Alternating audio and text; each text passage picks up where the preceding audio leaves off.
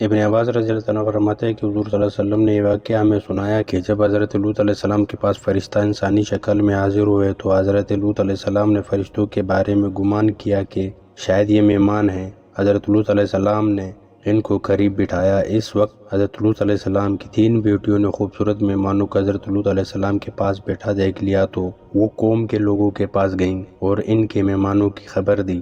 تو یہ سن کر لوطی لوگ بھاگ کر حضرت لوط علیہ السلام کے گھر کی طرف پہنچے تو حضرت لوط علیہ السلام نے ان سے کہا، یہ تو میرے مہمان ہیں، تمہارے لیے میری بیٹیاں یہ تمہارے لیے مہمانوں سے زیادہ پاک ہے، اگر تم ان سے نکاح کر لو۔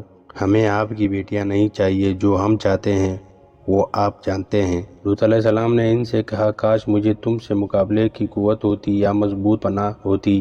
یہ سب گفتگو اس وقت جبرائیل علیہ السلام مہمان کی صورت میں سن رہے تھے۔ وہ کہنے لگے، اے لوط علیہ السلام، غم نہ کر، ہم تو آپ کے رب کی طرف سے بھیجے ہوئے ہیں، یہ آپ کو کچھ نقصان نہیں پہنچا سکتے۔ جبرائیل علیہ السلام نے اللہ کے حکم سے ان کی آنکھوں کو اندھا کر دیا۔ وہ سب پلٹ گئے، یہاں تک کہ گھر سے باہر نکل آئے اور دروازے پر کھڑے لوگوں سے کہا، ہم اس وقت بہت بڑے جادوگر کے پاس سے آ رہے ہیں، اس نے ہمیں اندھا کر دیا تھا، جس کی وجہ سے ہم آپس میں الجھ کر آ گئے۔ پھر اس قوم پر رات کو اللہ کا عذاب نازل ہوا۔ جبرائیل علیہ السلام نے پوری بستی کو اٹھایا اور آسمان کی طرف چلے۔ پھر جبرائیل علیہ السلام آسمان اور زمین کے درمیان معلق ہو گئے، یہاں تک کہ وہ لوگ آسمان کے پرندوں کی آوازیں سن رہے تھے۔ پھر جبرائیل علیہ السلام نے پوری بستی کو زمین پر الٹ دیا۔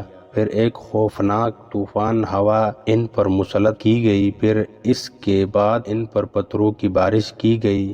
اس طرح یہ قوم لوط 3 عذابات کا شکار ہو کر جہنم کا ایندھن بن گئے۔